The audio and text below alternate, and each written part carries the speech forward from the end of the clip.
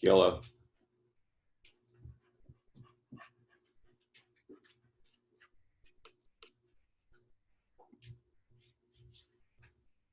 Leave it.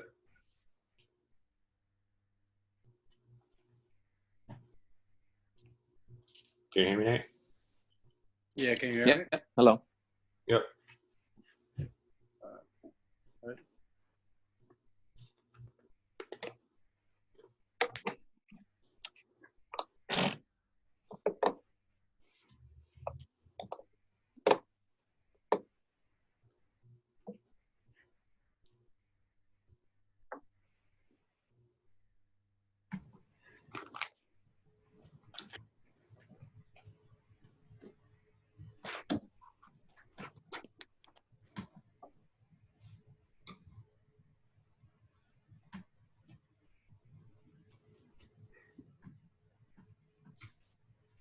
Hey, Tio, I know Joe, we owe him lunch. It was his birthday last week. Yeah? Yeah, he turned 21, so we can take him drinking now. Perfect. Let's do it.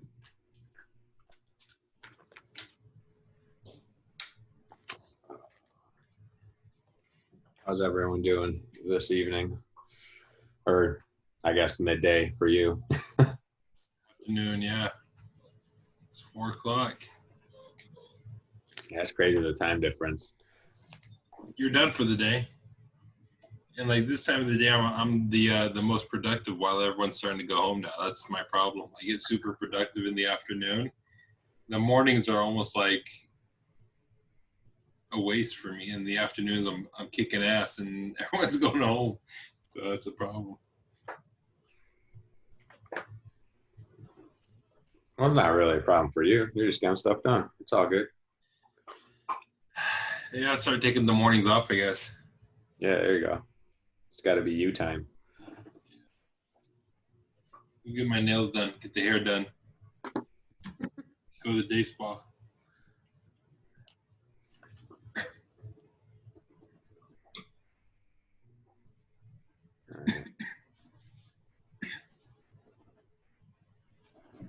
Oh, it's already 7. Time flies when you're having fun.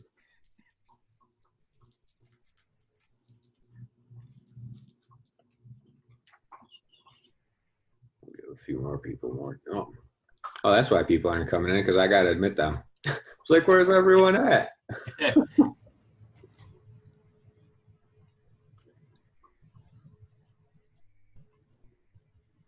I don't know why it makes me do that, but it's going safe. Good. How are you? Doing good.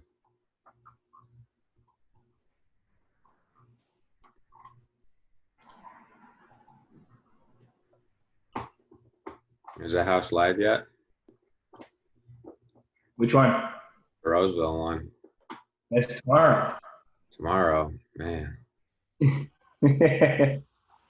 Nate wasn't ready. I thought Nate was ready. What? I thought you were ready. You told me Sunday you'd be ready. I was there. Oh yeah, we had a few snags for sure. Oh, good.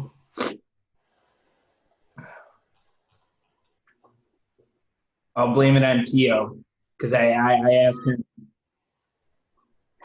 Well, you asked me and I like paused for 5 minutes and said, sure. He goes, I haven't been there in a couple of days.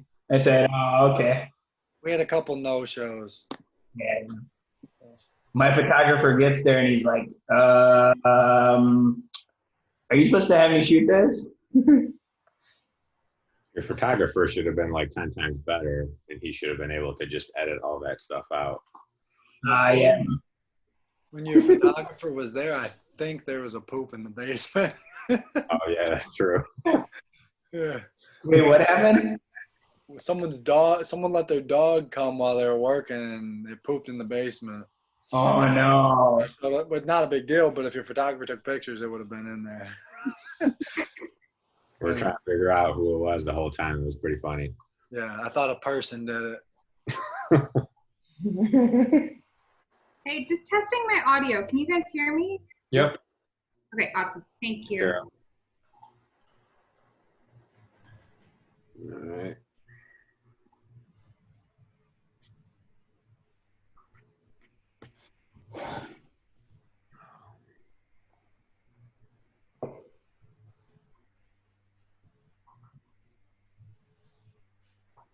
Oh, sweet. It's already recording, so I don't gotta forget to record it. There were a few people, I think 3 or 4 people sent me a message saying that they couldn't make it, so I usually record them anyway. But what time we got?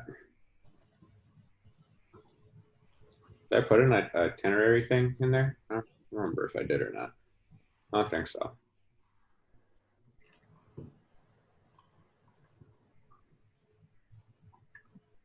Usually we just kind of sit around, talk shop. That's what I wanted to see. Anyone that has had not an appraisal, an appraisal done on any amount of units, what kind of prices have you seen?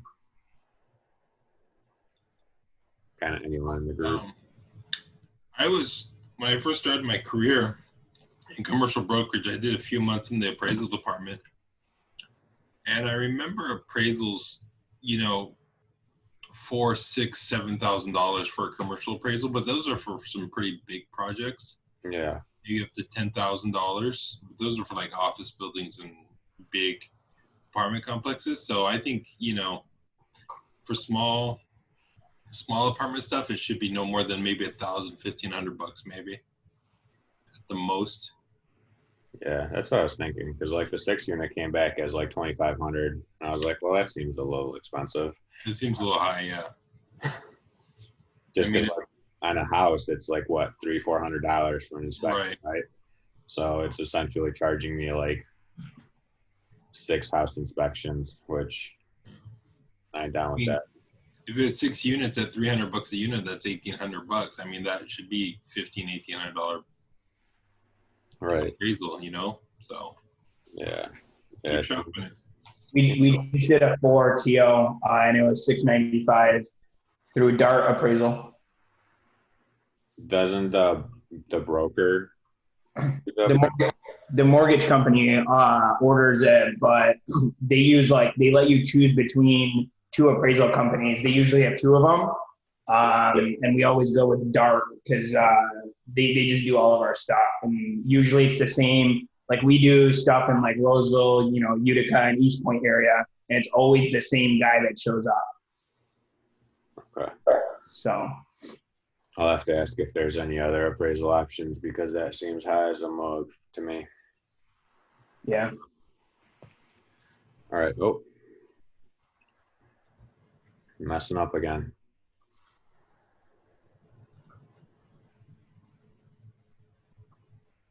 I mentioned you had properties in Arizona, so my friend Dan joined. He's a broker in Arizona. Hopefully, that means I can't bullshit it now. I gotta be on point with my information. Like if someone knows that market, I just yeah. Oh, that's funny. All right, so we'll get I guess we can get going, right? And then we'll just have more time at the end to kind of chit chat. We'll wait till I think if everyone can hear me. I'm gonna go around and kind of call on everyone. If you want to just give a quick intro of who you are, what you do, what area you're from, and then I'll have Ahmed go last, and then he'll get into his presentation. So I'll wait a few more seconds for Dan to see if he can join. He's having a hard time connecting to the audio all the way from Arizona.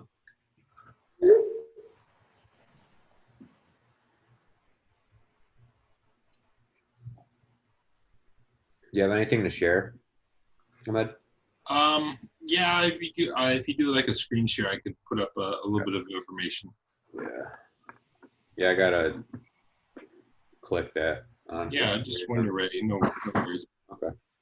All right, so we'll just get started. I'll do my quick intro. So my name is Tio. I'm a full-time investor here in Michigan, and mainly looking for bigger multifamily units, and also do fix and flips and hard money loans. Nate, you want to go next? Yep, Nate Ganane here, also out of Michigan. I'm looking for larger apartment complex to purchase. I currently have some smaller ones, and I do fix and flips as well. Joe. Sorry, guys. I'm on daddy duty too. My name is Joe Bilski, a friend of Ahmed's. Live in Southern California. We invest. We've got 10 properties now, all single family stuff in central Texas, about an hour northwest of Austin. Looking into some multifamily stuff down the road, but just kind of cutting our teeth with single family stuff. Sweet. Thanks for jumping on. Yeah, nice to meet you guys. Yeah. I'm gonna put on mute because I'm listening, but I've got my 2-year-old running around. So. Gotcha. James. How you doing? My name is James. I'm in the Vegas area. I'm a single family home investor, also stock market investor looking to get into multifamily homes. Awesome. Thanks for joining. Safe. Oh, and I'm a friend of Kara's. Thanks for inviting me. Oh, sweet. Thanks for the invite, Kara. Safe. Saif Siddiqui, also from Michigan, multifamily investor, looking for bigger deals as well. Kara.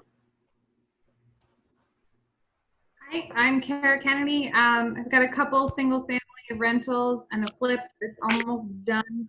I've just been pivoting into multifamily in the last month and a half. So I've been marketing a little bit, and I've got a couple LOIs going out this week and hoping to get some traction. Awesome. We'll keep our fingers crossed. Paul. Hi, everyone. My name is Paul. I'm also from the Michigan area. I'm looking to get into single family homes and transition over to multifamily. So that's kind of my long-term plan and goal.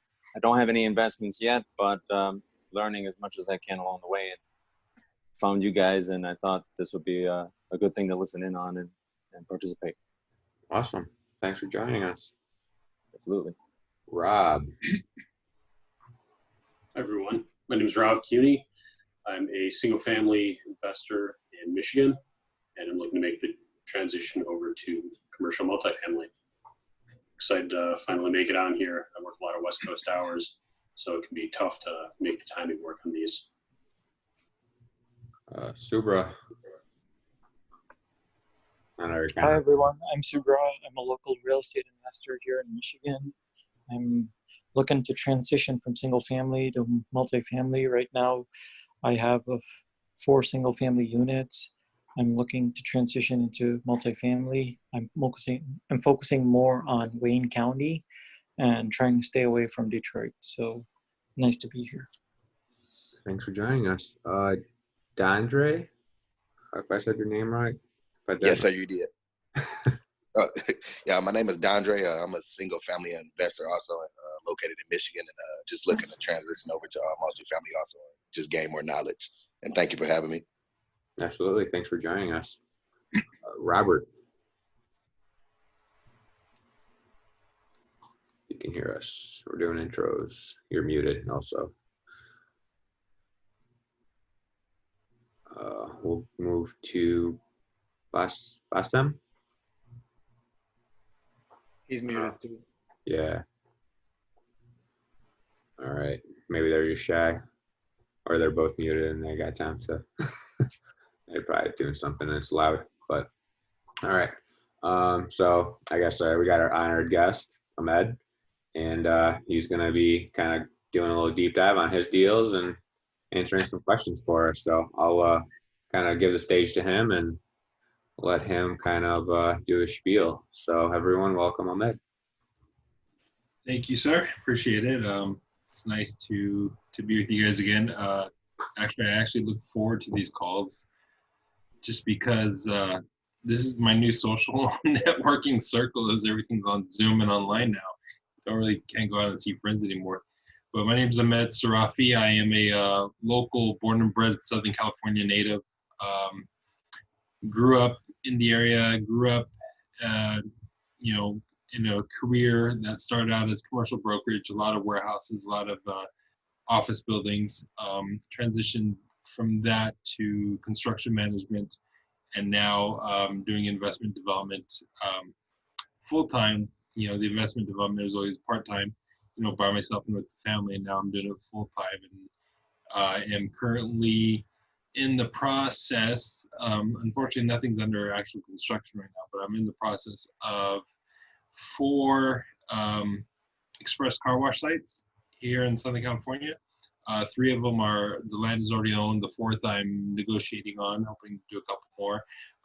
Then also a gas station, and as well as, depending on where we end up with the city, approximately a 300 unit apartment complex out here in Southern California as well. And then out of state, owning a few hundred units out in the Phoenix market as well. And, I'm happy to be here, and I want to be a resource to you as any way I can. So if I'm going and anyone wants to, pop on with a question or something like that, you could, say something or raise your hand, and I'll stop and help you guys out real quick with that. But Tio asked me to come on and give you a rundown on one of the investments that I've made about 10 years ago out in Phoenix, our second property out of there. And I want to give you a rundown why we chose that market, why we chose that property, why we chose to invest in the multifamily market out there as well. And getting into it and how we were able to finance it, how we were able to purchase it, and where we're at with it now these days. Quick introduction, the property is called Sagewood Apartments out in Phoenix, and I'll share with you guys here on the screen in just a minute once Tio sends over control. It's 176 units built in, I believe it was 1986 or so. And we bought that 10 years ago in 2010. That property we bought for $45,000 a unit, so it came out to about $7.9 million. You should be able to share now. Can you? Okay, good. Yeah. Let me fix that right here real quick. I hope. Did you send it over? I think I can share here. Hold on. Is it giving you an error? I think the Let me try this. All right, so get back on here. Okay, how about now? You guys got that screen so far? Am I up? No. No. Oh, okay, here it is, the button. Okay, let me get it here real quick one more time. Sometimes they hide. There it is. Yeah. I'm trying to do something. So if you can see this, all right. So this is the Phoenix market. This is, your Phoenix area. The way we chose this market, because here in Southern California, things are just way too expensive to buy. It's really, really difficult to buy here in Southern California. You got a lot of competition, a lot of money, a lot of foreign money coming in from Asia. And so just trying to get into anything out here, you either got to be a really big institutional player dealing with investment money, or you're dealing with foreign money. So we decided to go out of state to either Phoenix or Las Vegas. And that reason was because Phoenix and Las Vegas were both growing markets, as well as they were accessible by car or by air with relative ease to go be able to be on site and to check the properties out as needed. Because, if you're going to do something at a state or at a site, you either have to have a really big, organization with a lot of structure and a lot of people to do that for you, or you got to be nimble to be able to get out there and check the properties out. Because, if you're not hands-on, your property will spiral out of control quickly. So, we had a property in Phoenix. We did a cash out refi on that. We pulled some money out of that, as well as we sold a small property here in California. And we took the money to go purchase the apartment complex in Phoenix as our second investment. And in looking at the Phoenix market here, if you take a look at it, I'm going to annotate it a little bit here. Let me open this up here, get some colors. If you see, this is your downtown Phoenix area right here. And Phoenix is a pretty big market. One, it has a lot of growth continuously, so a lot of people are moving to it, as well as there are two areas in Phoenix that we kind of look at, because here on the northeast side, you're bound by mountains. Nothing is going that way much anymore. And here on the southwest, you got mountains down here, so there's not too much more growth in that direction. So all your growth is going up here into the northwest or here into the southeast. Southeast is real good. You have Tempe and Mesa out here by ASU. There's a lot of tech growth out there, as well as a lot of students and new communities. We decided to go up here to the northwest just because it was a very good bread and butter, a lot of households, a lot of employment, a lot of traffic kind of going from this northeast area down into central Phoenix or over here to the, to the Scottsdale area and stuff like that. So we felt this was a good area, as well as the new, the football stadiums out here, as well as some other drivers out in this area. So so we went out to this area out here. Now the property that we we chose, let me get rid of all these annotations, was good for a couple reasons. And that is, if you come, let me zoom in here. Let me get rid of this. As we zoom in, we're coming here to kind of like the northwest. This is a community called Glendale, which is the northwest area of Phoenix. Our first property we purchased was right here. Let me annotate it a little bit. That was about 13, 14 years ago, which was called Rosewood Apartments. The reason why we bought it was the price was good, but we were right across the street from a major employer, as well as a potential housing, which is University ASU West, which means this was the University of Arizona West campus. So they had a big campus here. There's a lot of growth planned for this second Arizona State University out here, as well as if you come over just, a few blocks down the street, right here is Banner University Medical Center. So it's one of the larger hospitals in Phoenix in the metropolitan area. And we thought, being close to the ASU West, as well as the university out here, we would have a lot of employment, a lot of people with good jobs, a lot of students there for a majority of the year to drive business to our property here. And so I look for properties that have, that are in the path of growth. They're on fairly close to major streets where, access is relatively easy. And then you have a lot of options in terms of capturing your tenants. So that way, you can always keep a fairly good rent collection, a very high occupancy, and people who have, good jobs, so they're not exactly coming in and out every few months or what have you not. But the property in question here is just north a little bit up here.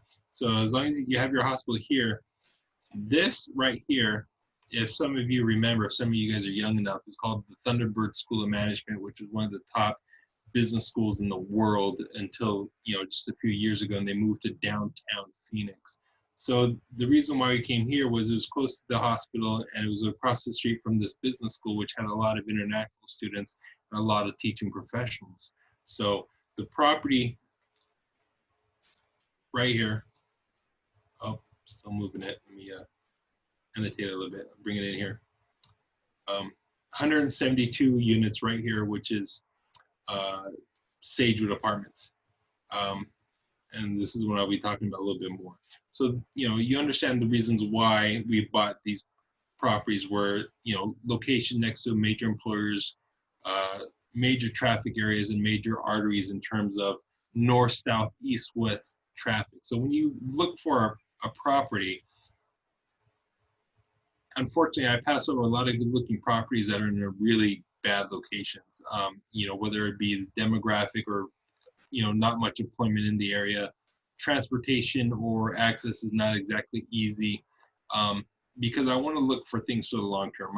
Some you know, some guys will get in and out. If you're flipping and getting in and out for the short term, that's okay. You know, as long as you have a buyer or a renter or stuff like that. But, you know, the way I invest for a family fund, and that family fund, you know, I tend to keep things for at least 10 years to get the maximum return out of the property as I can.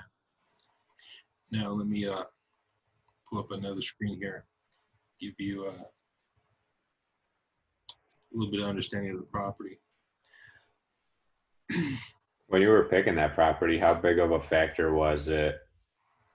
Kind of, I see there's a lot of apartments in kind of the surrounding area. So like how big of a factor was it that you could pull like comps pretty easily, I would think, right?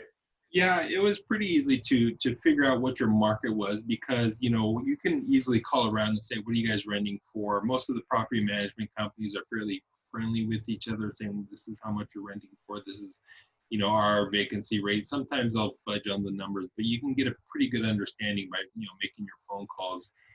And we have property management company on these properties, so it's their job to, you know, every month, you know, go around and make their calls and see where they are in the market in terms of pricing, whether they're more expensive or less expensive.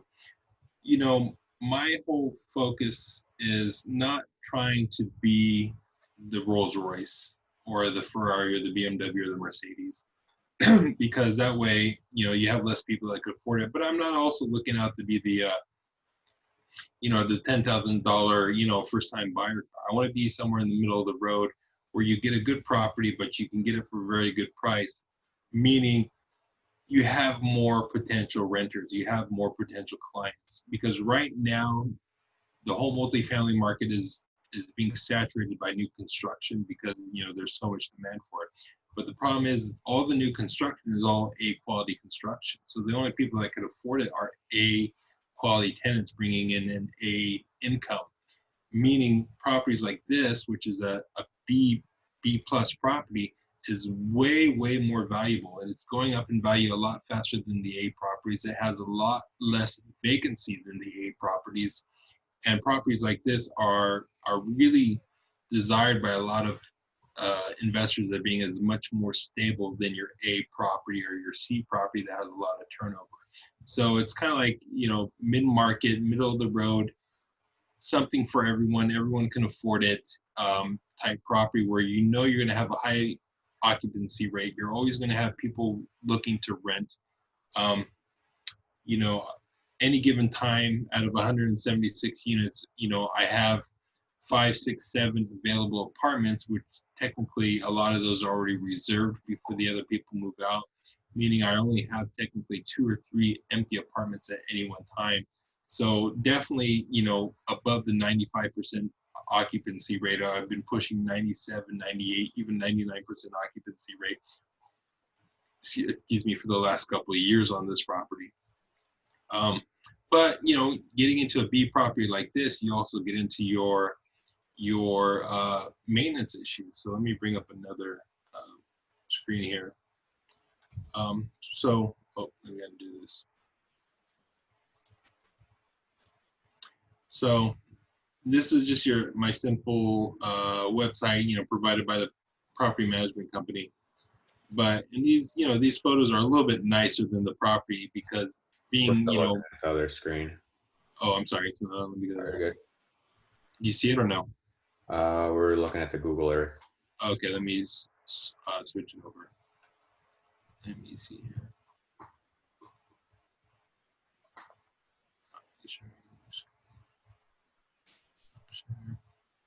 Let me do it one more time.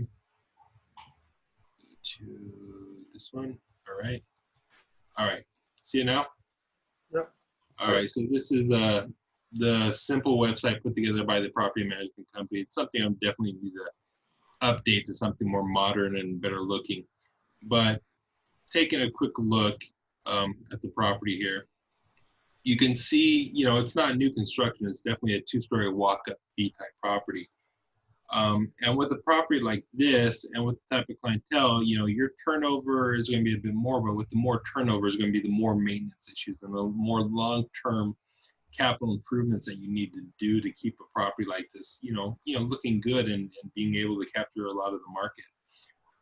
Some of the issues I've had recently, which were a requirement from the lender, because we just recently did a cash out refi, pulled a bunch of cash out of the building to do some more development work, is the lender wants you to maintain a certain quality of standard that comes to their property, because if for whatever reason the lender has to foreclose on you and take your property back, they do not want to have a piece of shit, excuse my language. They do not want to have to get into something where you were a slumlord and everything's broken, and it's better just to tear down the property. So they require you to maintain the roofs. They require you to repave and reslurry the parking lot. They require you to paint and redo the siding where it's damaged, and to do termite control and pest control and all sorts of things, because they want to make sure that you're maintaining your property to a certain standard. So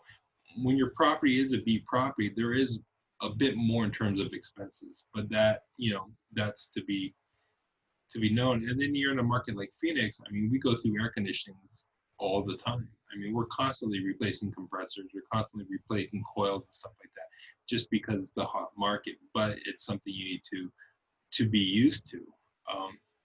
Other things that we watch out for is you got to be careful about the property management if you hire someone to do your leasing for you, because if they don't get the right direction, the right guidance from you in terms of their job, they're going to do whatever they got to do to get the occupancy up and get the rents up and get the maximum numbers they can out of your property to show you that it's performing. But a lot of times they will not screen somebody properly. A lot of times they will overlook certain warning signals or red flags to move somebody in.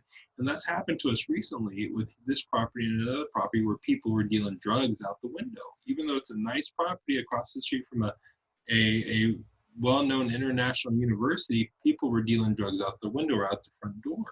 And when that happens, people not only do drugs out, dealing with drugs out the front door, but then it starts attracting, not to say anything, but homeless people and bums who are going through your trash, who are breaking into your tenants' cars, who are walking around the property in the middle of the night, freaking people out, and banging on people's doors and all sorts of stuff. So you got to be careful. You can't be too excited to get your property all leased up. You got to be selective. Even if that means your property is going to be vacant for another week or 2 or 3, I'd rather it be vacant for a little bit longer and versus getting the wrong tenant, because that's going to, trust me, to get them evicted and to go to court and to and have to call the police, and they're always coming out for a disturbance, and all your other tenants are now going into the management office, and all they do is complain, and they're upset and about weird people, and they're like, okay, we're trying to get them out, but we need the police, and they got to go to the court, and we got to get the eviction and stuff like that. I'd rather have empty units versus upset tenants in the rest of the property. So it's really important to screen your tenants, and to me, that's a big deal.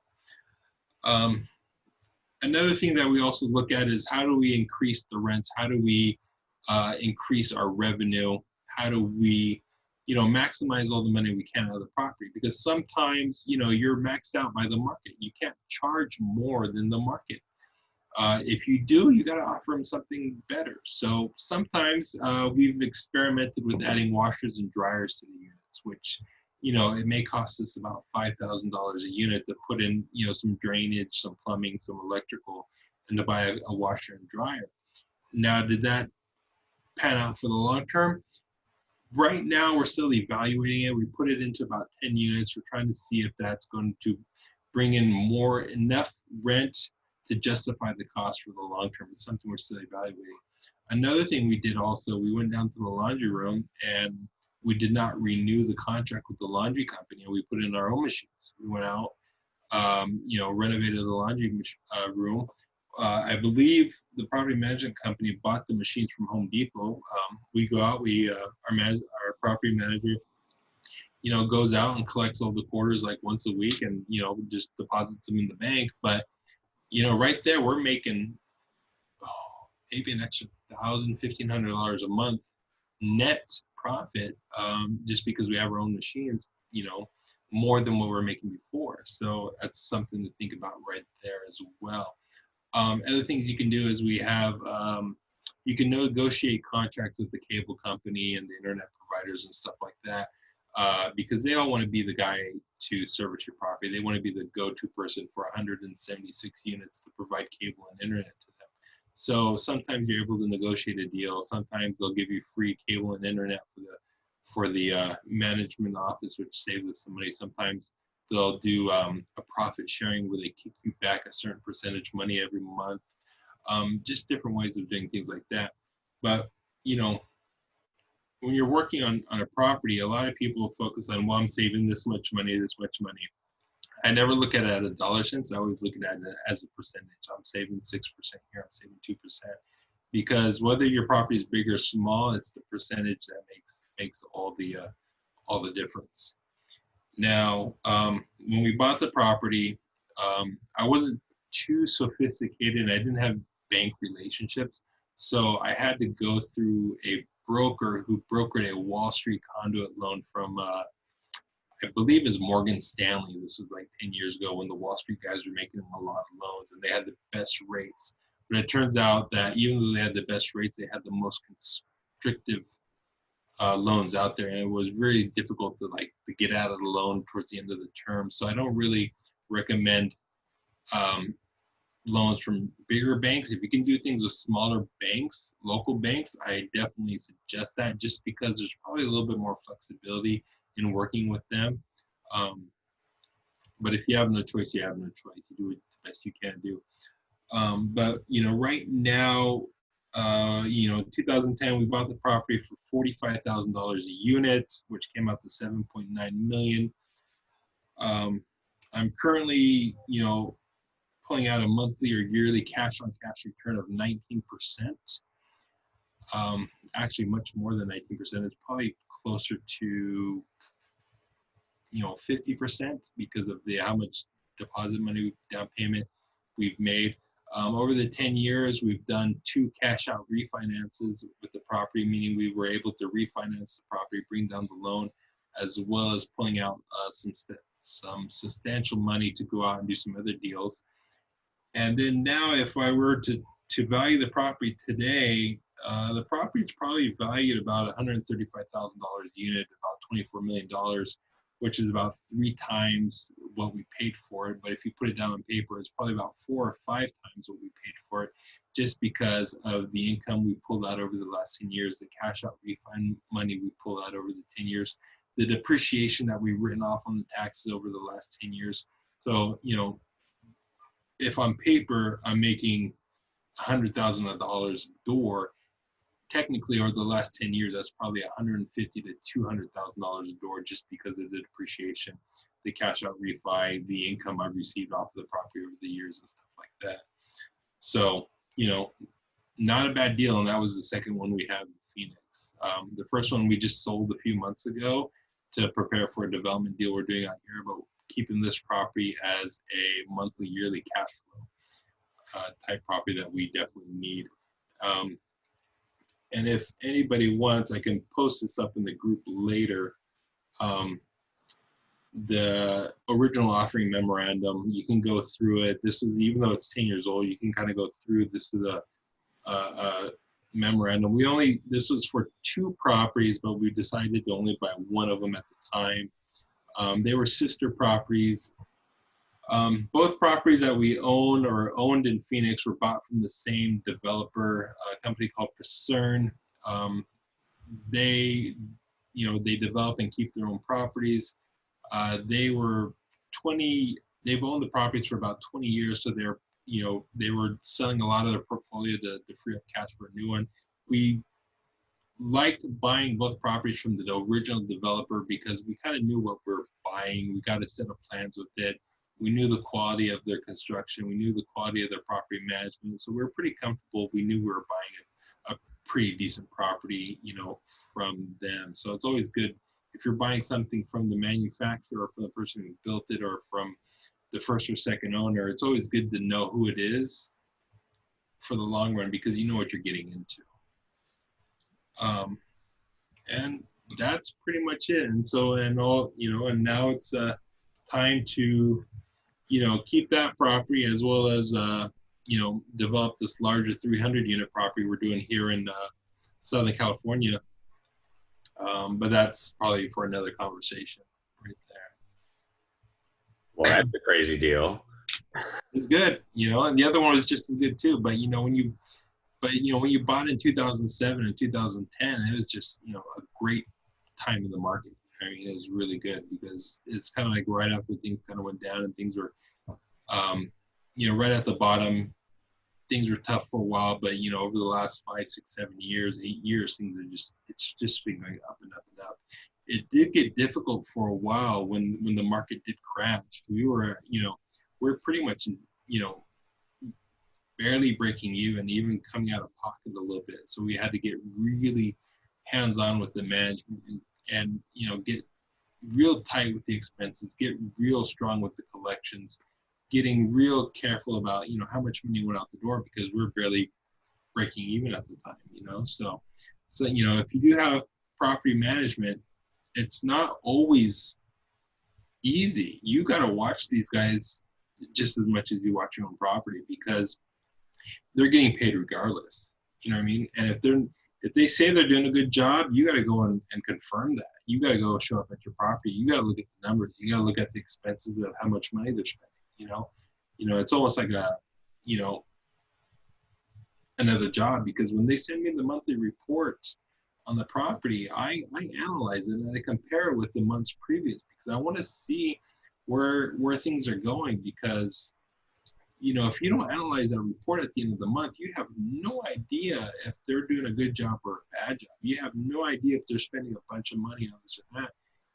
To give you a story, a few years back, I received the monthly report and I was analyzing. I was like, why is the employee salaries go up? An extra couple $1,000. More than a 3, 4, 5, 6%. Fluctuation in the salary. It went up a good 40% for a month or two. And after I was able to get the property management company on the phone, they said, "Oh, we'll investigate it, we'll look at it, we'll check it out." It turns out somebody at the property management company decided to hire a new manager for another property, but they put that new hire on my property, paid them from my income to train them for a couple weeks to go to another property when they're done training. I'm like, okay, so I need to pay for their training. I'm paying for the classes that they're going to for the property management certification and stuff like that. I'm like, you guys are technically stealing from me. You know what I mean? But if you don't watch things, certain people are not, some people don't care. They'll just go out and they'll screw you over every opportunity they get. So you definitely got to review your numbers at the end of the month to make sure stuff like that doesn't happen. Have you used the same property manager the whole time? Or have you kind of like switched around? Yeah, we switched probably about halfway through. Like with any vendor, they all start off strong and they promise you the world and they tell you we're the best property managers in the world and we're going to, make you so much money and your expenses are going to be zero and your income is going to be $1 billion. And, they all start off strong and then they get comfortable. And then you get on them to stay on top of what they're supposed to be doing. Some do, some don't. And we finally got to a point with, one of the companies that we decided to switch. And we're with another company now we've been with for many years. Good relationship with them, with the owner as well. And, when things start slipping, you get on the phone and they're pretty responsive. They'll, the owner gets out there himself and he said, "I'll take a look at it. Let me go investigate, see what's going on, see how I can help you. I'll send my own guys out there to take care of it for you. And I'll bill you back at my cost," that type of stuff. So, those are the type of people you want to work with, the ones that are going to be attentive to you, the ones that are going to pick up the phone every time you call them, the kind of guys that are going to, really want your business, and be a partner in this and not just a vendor. Because I don't want vendors, I don't want employees or whatever. I want people that are going to take a vested ownership in it. And it comes, and when my managers on the property, even though they're not my employees, they're employees of the management company or the maintenance guys, when they're doing a good job, I give them cash out of my pocket. And I'm not talking about 100, 200 bucks. I'll give them like 500 bucks, 1,000 bucks. Because one, they already get their annual bonus from the management company every December. But when I show up and I show them some appreciation, and it doesn't even have to be cash. It could be, a gift card to go have dinner with their family, or here's some movie tickets for you and the kids. I mean, most people don't get that, and that's huge for them. I mean, they're like, oh my God, the big boss. I don't want to sound, egotistical or anything, but the big boss came in from California and he gave me 500 bucks, or he bought, dinner and movies for me and my family. I mean, that stuff goes a long way.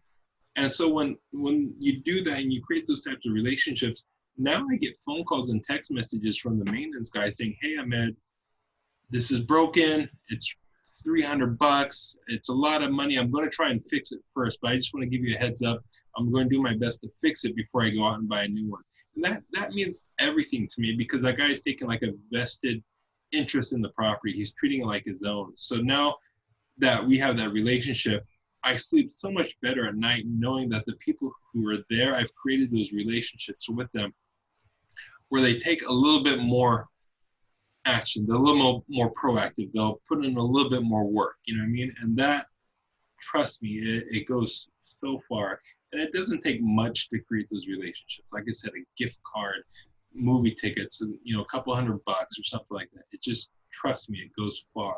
And those people are the type of people that tend to stay with your property for the long term. They're not going to quit and go to another place, because you want someone who knows the property. You want the guy who's been there for years and years, that knows every nail and every door lock and every glitch in the AC system and stuff like that. You don't want to have new guys showing up every 6 months, and it's, every time they show up, it's almost like a learning curve, and their productivity goes down until they do. Hey, can you talk about the difference between the all cash and the leveraged internal rates of return, and if you have any targets in mind, based on the class of property or condition? Always double digits. Always, right now, if you're getting 8, 9, 10%, you're probably doing really, really well.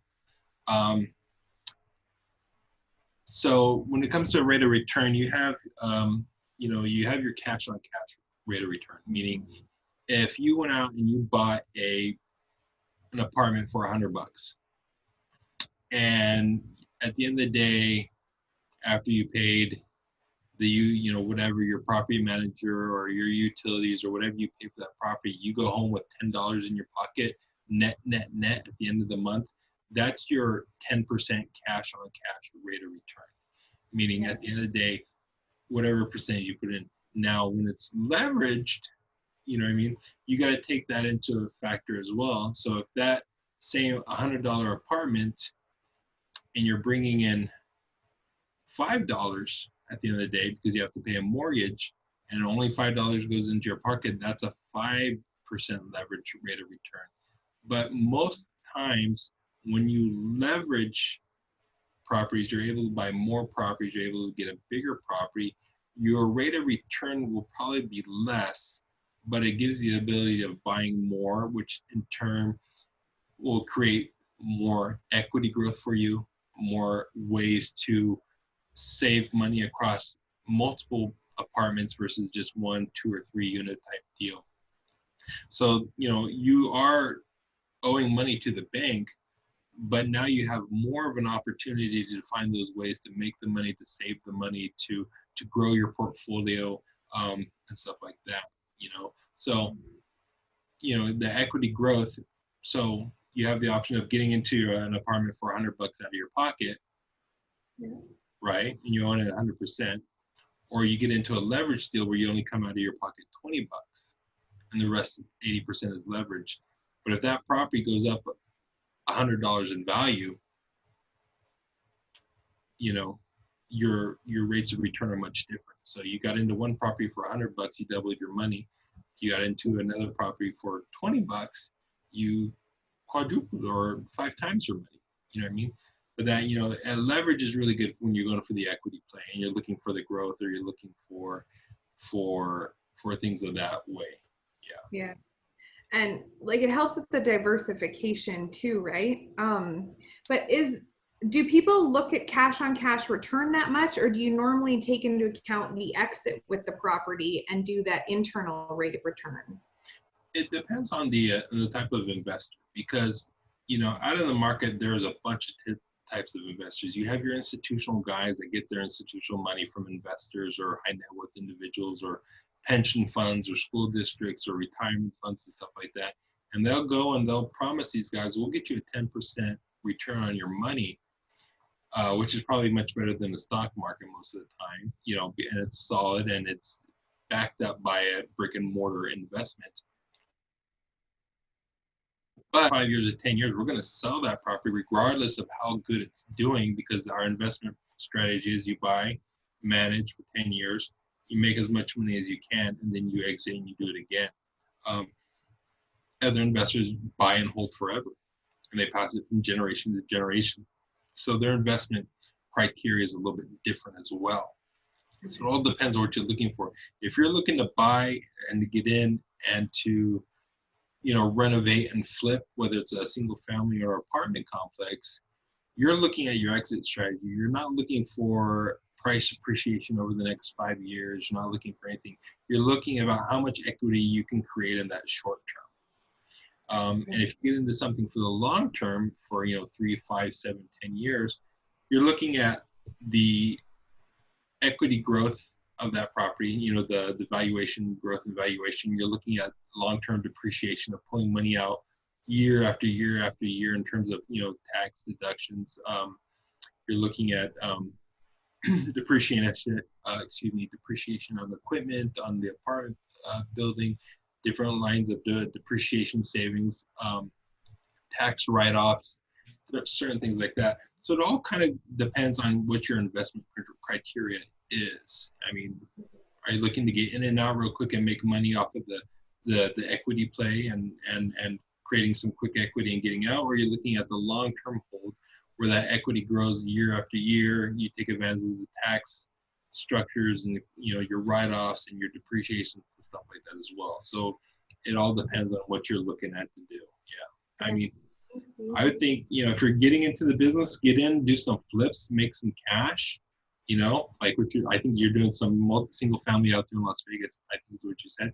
Get in, do a few of those, and then start getting into the multifamily stuff. So you can start leveraging that money and taking advantage of it, because, right now rates are so low, it's a good time to do anything, because if you look at historical average of interest rates over the last 20, 30, 40 years, the historical average is somewhere like 10, 12%. Right now we're sub 5s for commercial property, down to 2s and 3s for single family. I mean, you're making money off of your interest rate right there. I mean, if you look at it that way, you're making money on the money off of your loan, because if I get into something, I'm paying a 4% interest rate, I'm just making 6% on my money right there versus the historical average, if I'm keeping it for the long term. So there's definitely different ways of looking at it. It just depends on what your individual style is. Awesome. Thank you. Sure. I was going to ask, I'm curious, this will be my last question because I got like a list, but when you guys bought it at $45 a door, what was rent? And then what is rent now? I'm just curious to see how much rent has went up in comparison to the unit price. I think rents were averaging, somewhere 10 years ago, $600 to $700 range, somewhere like that. Now they're, more averaging in the $900 to $1,000 range. So they've definitely gone up 20 to 30%, in the last 10 years. But, it almost kind of kept pace. But they definitely, the equity outpaced the rent growth by a lot. You know what I mean? Definitely. Equity went up 300%, or the valuation went up 300%, while your rents went up 30, somewhere between 20 and 30, maybe even 40%. Yeah. And then for that 100, you said it's 176 units. Is there an on-site property manager? And then how many maintenance guys do you have, or is there not any, and it's just part of the property management deal? Well, yeah, so the property, I mean, it's pretty much what you set up with the property management company, what you're willing to pay for. But on that property, we have a full-time manager who manages that property and the other property. They're kind of like, and then under each manager is kind of like the assistant manager, the leasing coordinator person. So there's technically 2 people in the office, and then I have 2 full-time maintenance guys and 1 part-time guy. And I don't want to have 2.5 maintenance guys, but I need to, just because the property is a bit older. It is in Phoenix. It gets a lot of, you know, it's probably like 2.5 guys during the summer, and during the winter, it's probably about 2, just because of the air conditioning and the pools and the landscaping stuff that changes during the summer that you need extra work for. So on average, 4 to 5 people for a property that size. Yeah. And that's like the guy that they just strictly work for like that property? Yeah, all day, every day. Yeah, so on average, about 4 people. Okay. Sweet. Does anyone else have any other questions?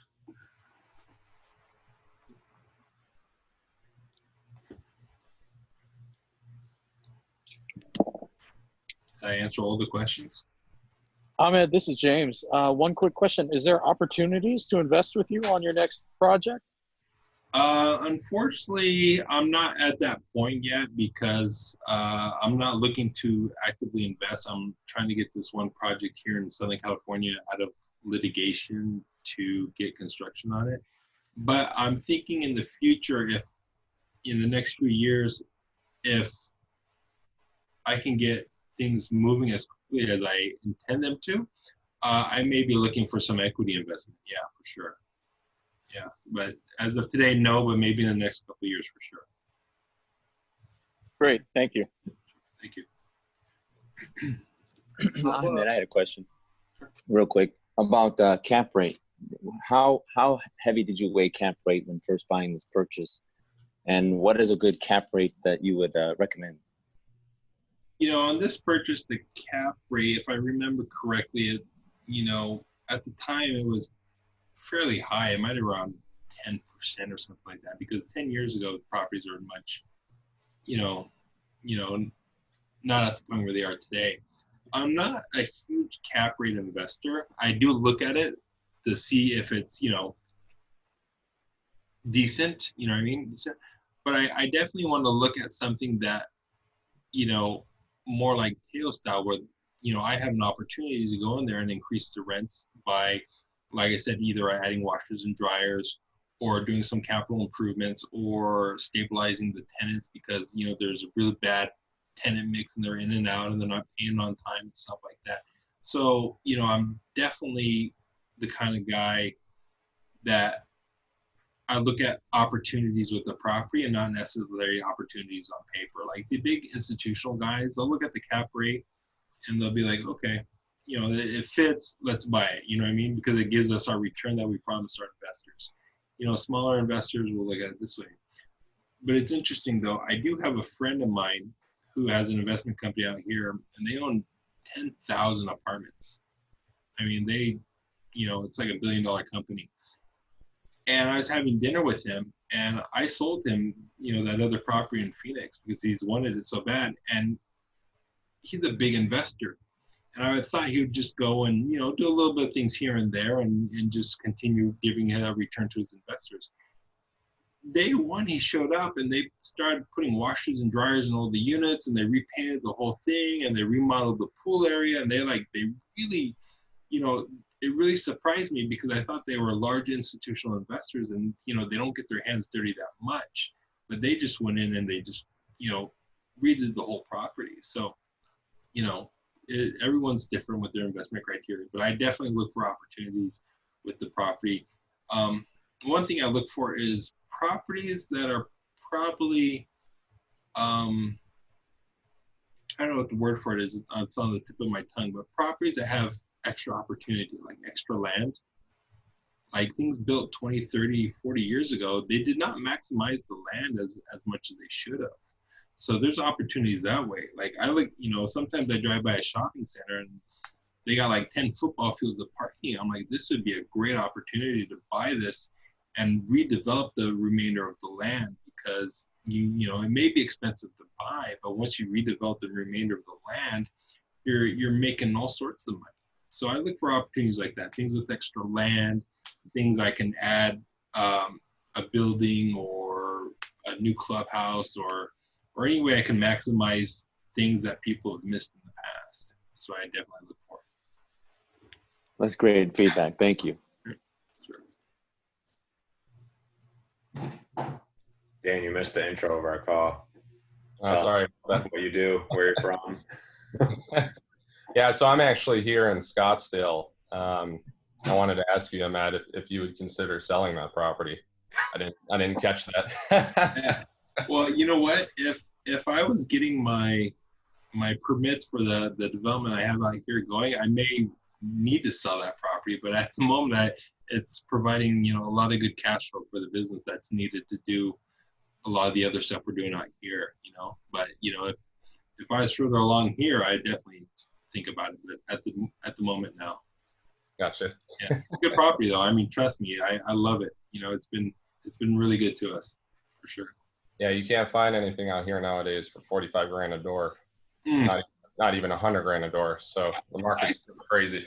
I saw a couple deals go down for like less than 100 recently, but it was like southwest, north of the 10, like kind of like iffy areas and stuff like that.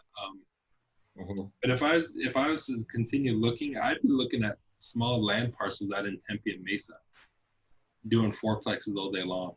You know what I mean? I mean, if I had the time and a little bit of cash, I'd be looking for small parcels to do fourplexes on. One, because they're considered a single family home. You can get a single family home loan to buy or to build one and stuff like that. And the amount of investors looking to buy those small apartment complexes, because everybody wants to get into business, is outrageous. I can build a fourplex for, let's say, $150 a square foot. You know what I mean? You can go around and sell that thing all day long for double. You know what I mean? I mean, there's really good money. So if anyone is interested in developing and building something, I would suggest looking at fourplexes. You know what I mean? Just because the amount of buyers looking to be a real estate investor, but they don't know anything about real estate, is huge. And they can get into that property with a, single family home loan. There's doctors and engineers and lawyers that all have, money they want to put down. And, fourplexes out here on the West Coast, even like Phoenix and Las Vegas and a lot of metropolitan cities, I think are just a good place to start if you want to build something. Especially in Tempe and Mesa with all the tech companies going on down there. Yeah, that's something that I'm currently specializing in, as we pick up, half acre to 3 acre properties in Arcadia Light, Central Phoenix, and we'll build single family townhomes that are individually platted. Yeah. We'll lease them up and we'll sell them in bulk to investors. And the past 3 deals I've sold for individuals out of California. So, and you sold them like in seconds, I'm assuming. Yep, in seconds. Yeah. It's a good, if I was to do anything else, I definitely think about building out in Phoenix. But I'm stuck here in California, so I can't. Sure. But I got a good friend who's a broker out there. You need to connect with them to, if you guys have any land deals, you can throw back and forth to each other. I'll send them your info. Okay. Yeah, for sure. Yeah, you got any questions? Myself? I was asking Nate if you had any questions. I did. That deal you were talking about, do you remember like what kind of loan you got, like LTV and the interest rate and how much equity you had to raise? Or if you raised it, or kind of how you came up with equity? It was like, yeah. The equity came from the cash came from 2 sources. One source was the original. Okay, so the way we got started in investing in Phoenix, my dad was in the gas station business for a very long time. I grew up pumping gas and, just gas monkey, grease jockey, what do you want to call me? I lived in a gas station my whole life.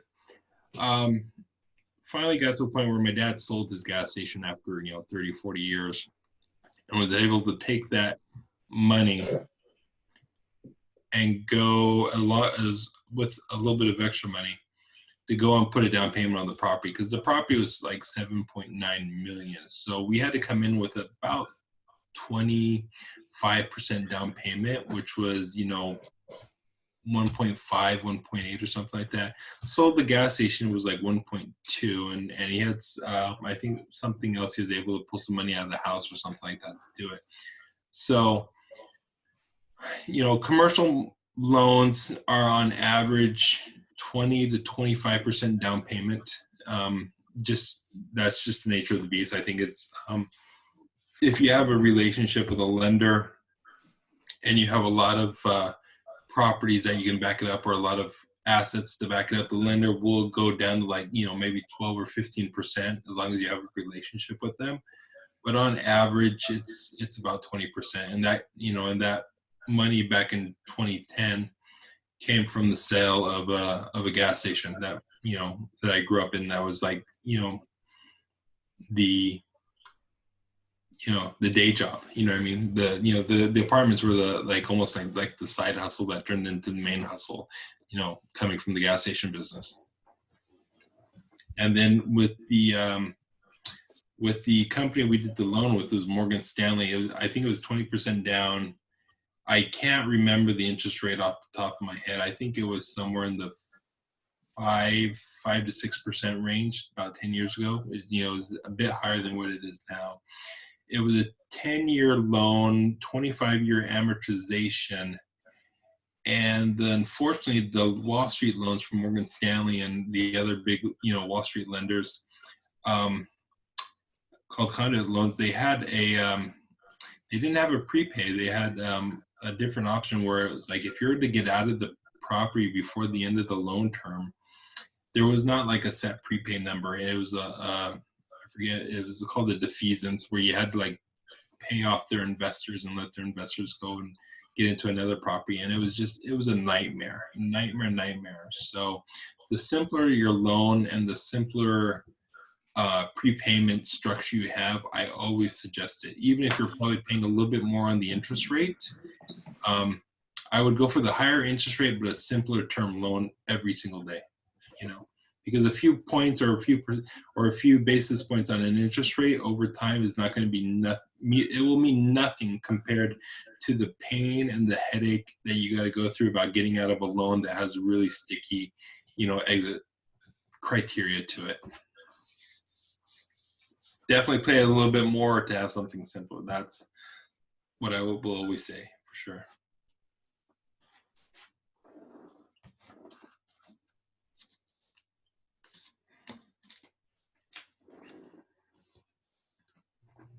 Any other questions from anyone? For Ahmed? Ow. Hey, Ahmed, it's James. One last question.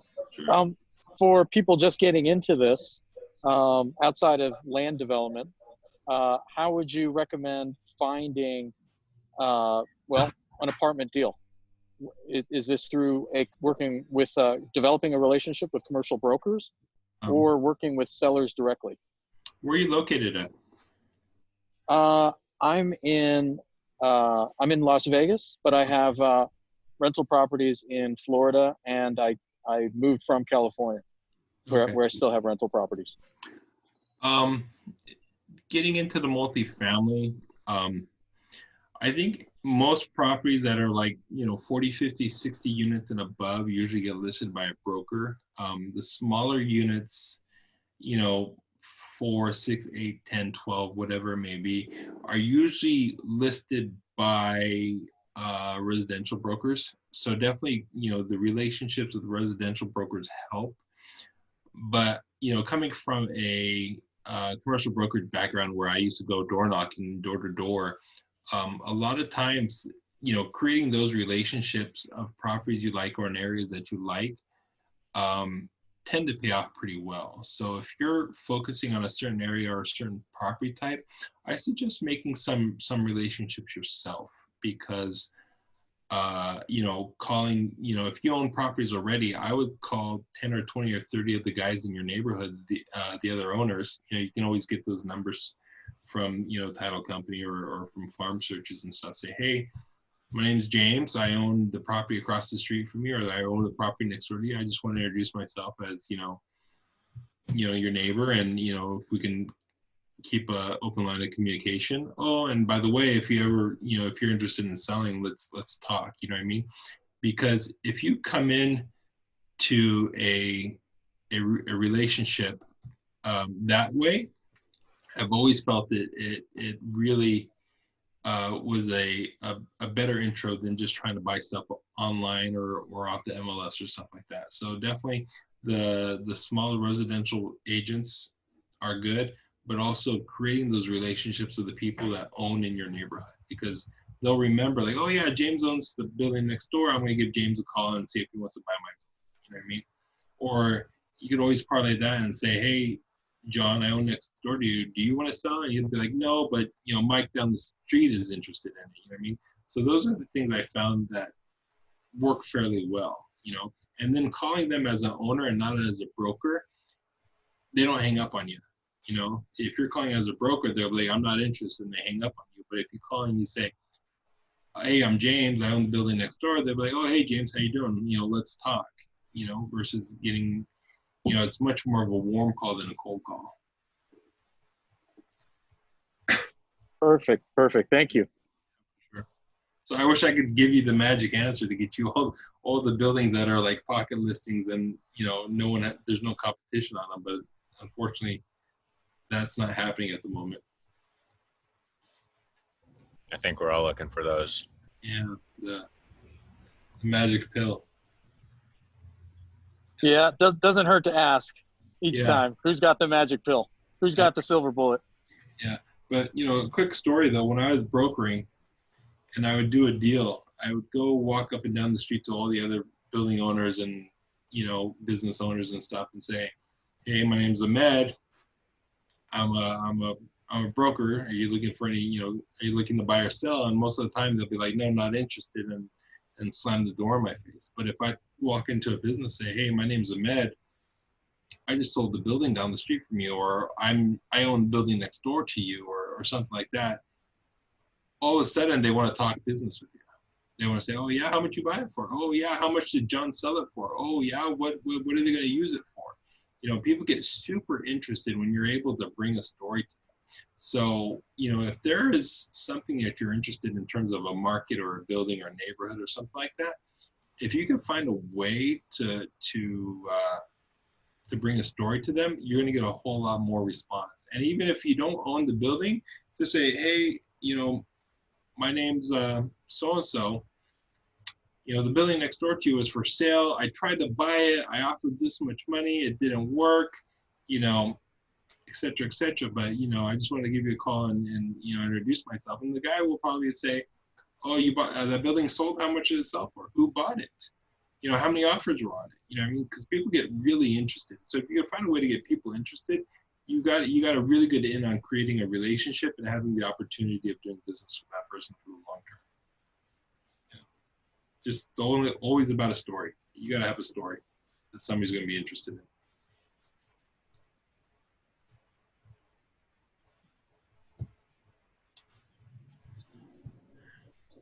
All right. Anyone else got any questions? General questions? So usually when we have these, we usually our time set up different. It's usually like 2 hours, and then after that we all go to a restaurant and go hang out, have some drinks, and eat and talk some more real estate. But we obviously can't do that, first of all, because we're all over all over the place. But we'll have to do that because you're coming into town next Monday? Yeah, I'll be there Monday afternoon. All right. And then so we'll do our post meetup. Yeah, we'll see what Detroit has to offer in terms of outdoor seating. I think your indoor seating is also shut down, correct? I don't know. I don't really pay attention to it. I think so. All right. Yeah, so it better not be hot. I don't want to be sweating. Yeah, it's probably not going to be as hot as what you're used to. Right. Not as bad as Arizona right now. Oh my God. Give me 115 all week. That's not bad. Oh, that's bad. I thought it was like 130 like 2 weeks ago. Yeah, I mean, it's pretty humid here too right now, which is kind of odd, but we haven't gotten any rain yet. You're in a good spot though, man. Arizona, I mean, it's there. I still see a lot of growth for Arizona. There's still a lot of growth, especially if you're looking for some big land. I go down and look at the Southwest where they pushing the freeway through there. The loop down towards the southwest side of town. Yeah, definitely. Right across from the property that you own, they're out marketing, and I think all of that land is under contract. With, the perimeter stuff? Yep, with the college or whatever. So there's going to be new build for rent developments over there even. That's good stuff. Yep, so it's going to raise your rents. I love Arizona. I think Arizona still has a lot of opportunity, even though it's pretty expensive. I still think there's a lot of opportunity out there for sure. Yeah. So no matter what, the best time to buy real estate is now, right? Because 10 years from now, you're going to look back and those units are going to be like 200K a door, right? Yeah, it's going to be a lot more. I think,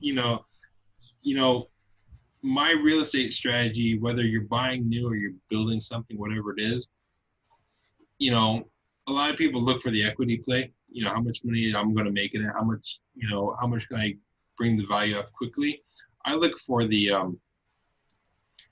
opportunity that's a little bit harder. Like I'm saying, like maybe it's, you're buying a house to flip, but it's on a really big lot. Oh, perfect. Add another bedroom and bathroom. That's going to, give me a little bit of work, but it's definitely going to, bring a lot of value. Or if it's like I saw today was a friend of mine is getting ready to put a gas station in the market. I'm like, okay, I'm not interested in buying a gas station.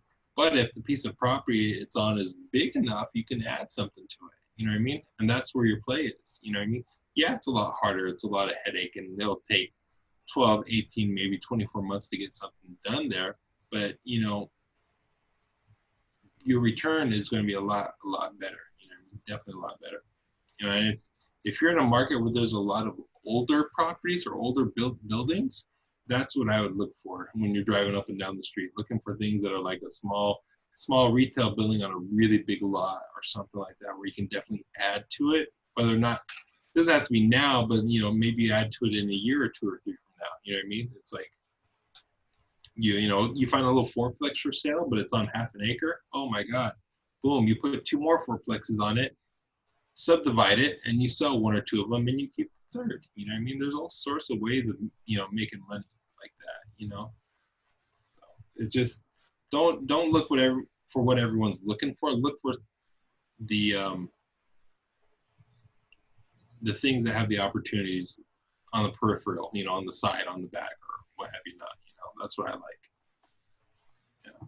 So another good thing here in California, I don't want to keep going on, but they're passing that law, and I think it may go, I know it's statewide, but it may go throughout the rest of the country soon enough, is the auxiliary dwelling unit, the ADU law, if anyone's familiar with that. It's getting, housing is getting so tight here in California that there's a state mandated law that says you're allowed to build a second unit on your single family residential home lot. You don't need to be upzoned to a duplex lot or a 2-unit lot. If you have a single family home lot, you're automatically allowed to build a second unit or do an addition to your property as either residential income or or whatever you may call it. But it's an automatic law that they can't stop you. So if you got a house, but you have a good sized yard, you can go and build the second unit and rent it out as income. And the city or the state can't say no to you about that. You're automatically allowed. Now you do have, zoning ordinances you got to watch out for. Like it can't be so, the size has to be within a certain size. It can't be too big. You got to be able to have, parking for it. It has to have a separate entrance to it, stuff like that. But it's a great way of going out and making some additional income on a house that you already own or you're looking to buy because it has a good sized yard to it.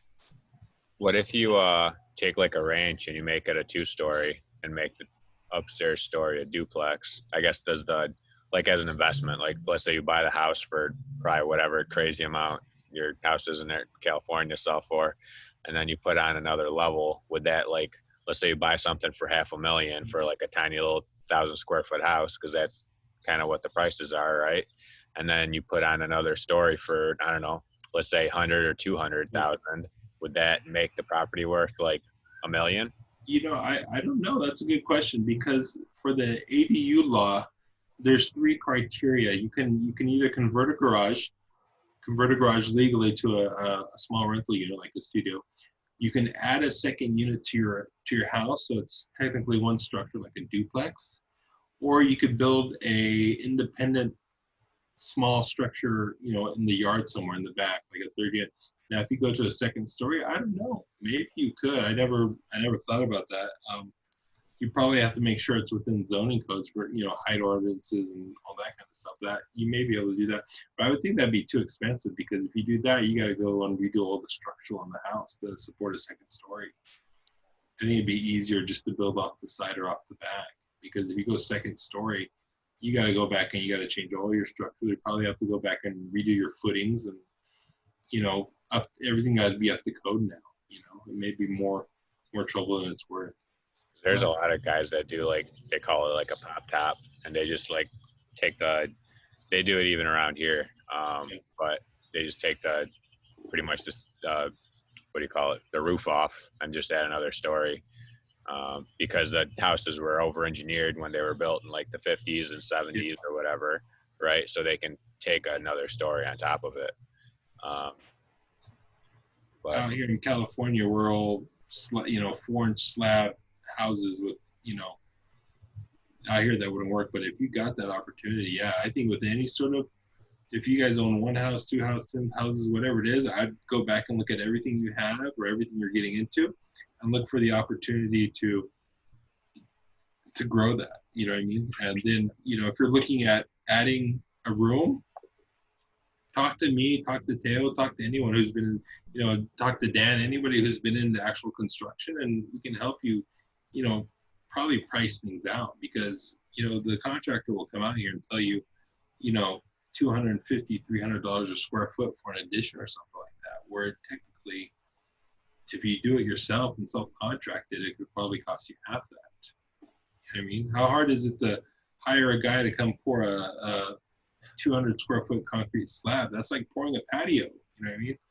I mean, how hard is it to hire a framer to come out on nights and weekends and frame 1 or 2 bedrooms? I mean, they can knock that out in a day. You know what I mean?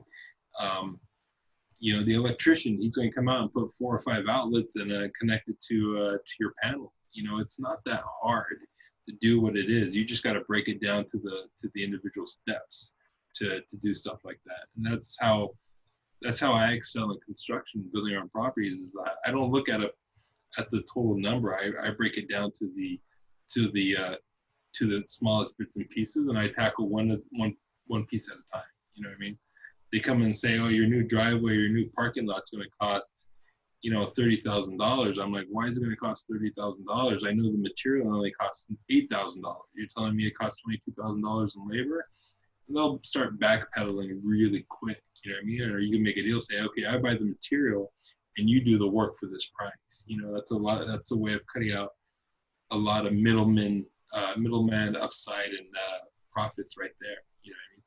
So, break it down to the smallest pieces. But I definitely like buying material myself and then just hiring the labor. You know what I mean? That way you save a lot of money. Yeah. And you know what you're paying for. You're not like getting upcharged and stuff, right? I had one electrician do that to me, and man, I can't tell you how many rolls of wire he went home with. I mean, he made out really well. So I definitely changed the way I did things after that, for sure. I had a quick question about the ADU again. Sounds very interesting. Is there opportunity for an outside investor? Does it have to be the homeowner, or can you partner with somebody who lives in California? That's a good question. I know contractors right now are making a killing building these little ADUs for people. Um, Teo, Albert over in Arte, Albert Sue. He's a contractor out here. Albert and I were talking the other day, and he told me another contractor told him that he was building an ADU for somebody that was like 300 square feet or something like that, and he was charging like $250,000 for it. So he like charging the guy like $1,000 a square foot to build a little ADU. I was like, I'm in the wrong business, man. I mean, I definitely got to get into that business. It's mostly for the homeowner who's looking to be entrepreneurial. You know what I mean? They have a house, they got a decent sized backyard or side yard. Definitely that's where it is. Now, for an outside investor, I don't know. I've never heard of that, but there could be a market for it, Yeah. Or if you know anyone here in California who buys and flips and invests, I think that would be a good thing too. If someone's looking to flip a house here in California, you can come in and say, okay, I'll put the money up for the ADU, you put the money up for the house flip, and then we take our profits and we go from there. Yeah. When do you think they're going to pass that? The ADU law is already passed here in California. Oh, okay.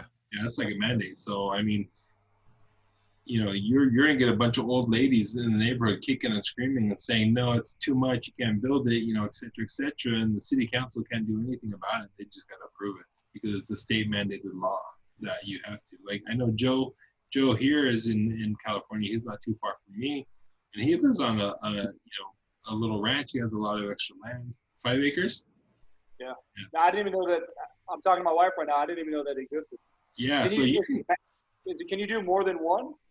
I think you can only do one, but if you want to go and subdivide your land, you could probably do that as well. You know what I mean? But right now it's just one. Yeah, one unit. But you can go and put a little house next door to your house, maybe a little 1-2 bedroom house with a bathroom, like a over glorified apartment, and you go and rent that out, and then now your house has gone from a single family home, and now you're technically an investor. You have 2 units now. For 5 acres, you can build an apartment complex around your house. Let's go. Yeah.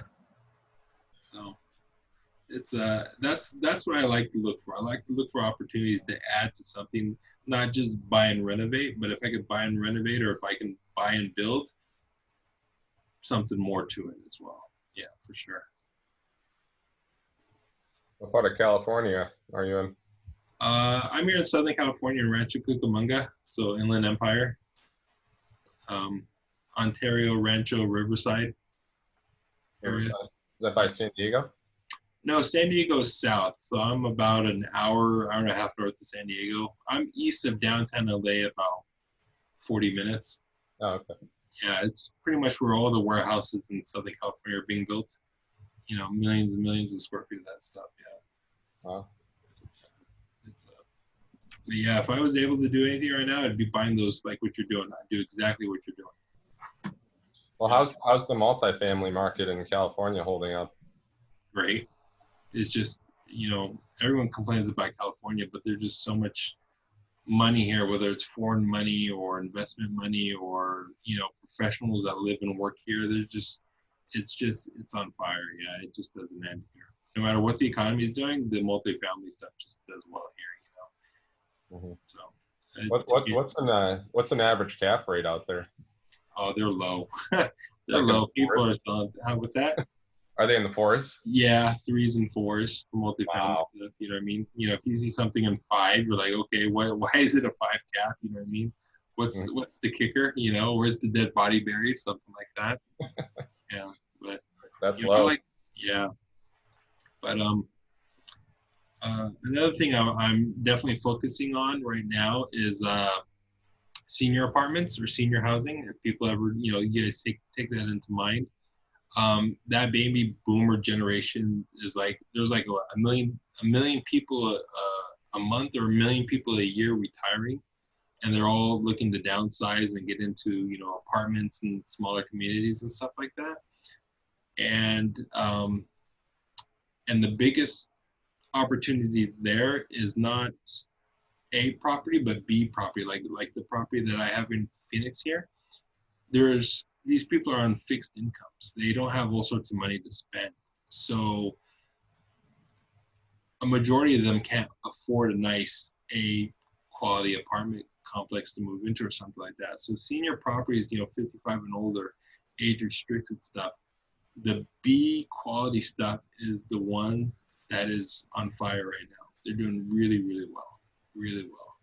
So if you get into, a multifamily, and you can, even if you get into a 4-plex or 6-plex, you can age restrict it, say seniors only or something like that.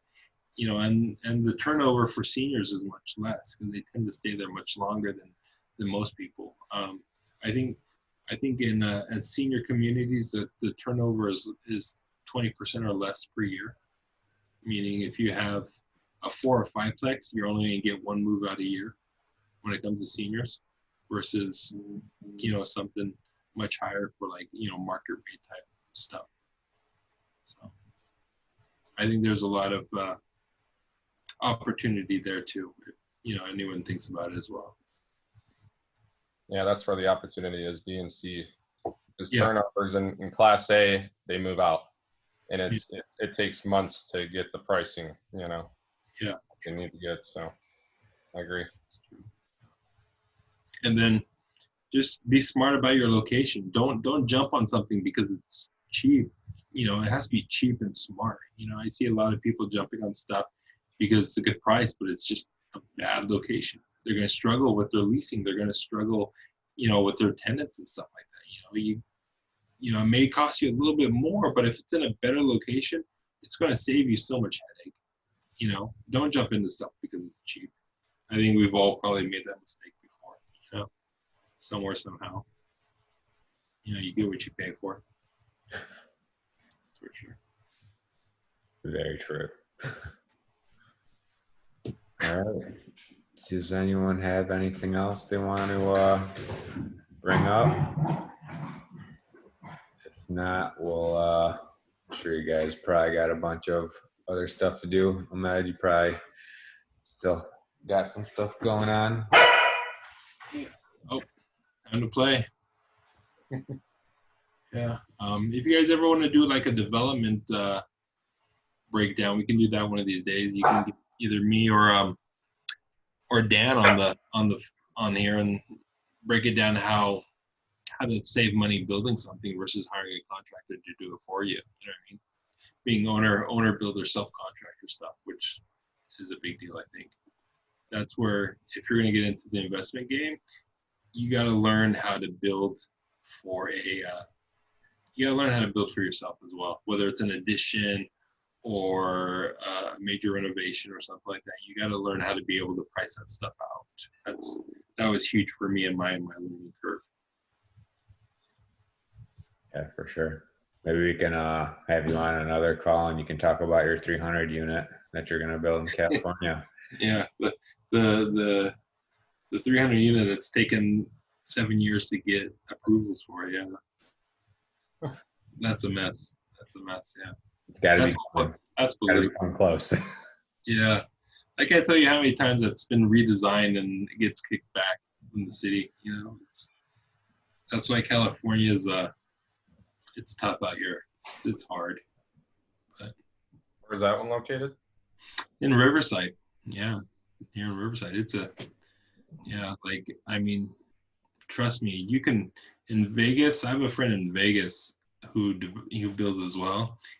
You can almost walk into City Hall with your plans and stuff, and you could have them stamped and approved within a week or something like that. It's like so much easier than it is here. I don't know why, but if you're doing stuff out of state, I kind of suggest maybe you continue on with that. Yeah.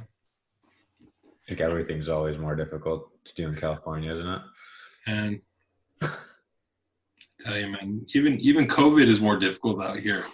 Man, seriously, all the rules and regulations we have. Yeah, I had lunch today with a city council member and stuff like that. When I walked into the restaurant, it's kind of a fancy restaurant, and they took my name down. Like, they took my first and last name down because they track everyone who comes into the restaurant. And before they walked me out to the patio, because you can only eat on the patio, the lady took my temperature. Because from what I understand is if there's any sort of breakout or anyone gets sick, they have everyone's name that attended that restaurant, and they can go back and they can find the people who did it or try and track it and stuff like that. So it's that's California. That's crazy. Mm-hmm. It's pretty excessive. My dog literally, I had my whiteboard on the couch, and she literally erased the whole whiteboard. Oh, nice. From rubbing up against it. So where are we going on Monday? What's the plan? Did I meet you downtown somewhere? Yeah, we'll figure something out. I'll ask. Safe was on here earlier. He's like the resident restaurant connoisseur here. Sure. So I'll ask him somewhere good. I'll see if you don't mind, I'll have Nate join us, and whoever else wants to join us. So let's have a little powwow. Yeah, I might have my guy Mike with me as well. Mike is the West Coast rep for the car wash manufacturer out there in Detroit that I'm going to go visit. Yeah. And he has a lot of experience when it comes to commercial properties and layouts and opportunities and stuff like that. So I think it'd be good for that as well. Yeah, no, that'd be sweet. I'll talk to Safe. I'll figure out something to eat. Something good. What do you guys prefer? Just food? Something cool like in Detroit somewhere that I could say I went to downtown Detroit and I didn't get shot or something like that, We'll bring guns just in case. I came out alive, yeah. Exciting. Yeah. But all right, cool. Well, thank you so much for sharing that. That was awesome, and that was a hell of a good deal you guys bought there in Arizona. So that was awesome. Congrats. One in a million, right? Yeah. Yeah, thanks for sharing. Of course, thank you guys. And yeah, how about if anyone wants to reach out to you, how can they get a hold of you? Instagram is Instagram. Yeah, Instagram's the easiest way. I'll probably start putting some videos up there on the development process. But my Instagram is Ahmed, AHMED, the real estate developer. Simple like that. So, and hopefully I'll start putting up some stuff there to not only educate myself but everyone else as well as any way I can help. Sweet. Yeah. Thank you. Well, we'll call that a meeting, and I'll upload this on the YouTubes once we get out of here, and throw up a link for anyone who didn't get a chance to join us. And again, thanks, Ahmed, and we'll see you Monday, man. Thank you, sir. We'll probably see you Wednesday, but yeah, Monday for sure. Yep. Oh wait, tomorrow too, huh? You gotta call them. Yep. Good deal. All right. Well, everyone, thanks so much for joining us, and we'll catch you guys on next month's meeting. All right. Bye. See you guys. Good seeing you, Dan.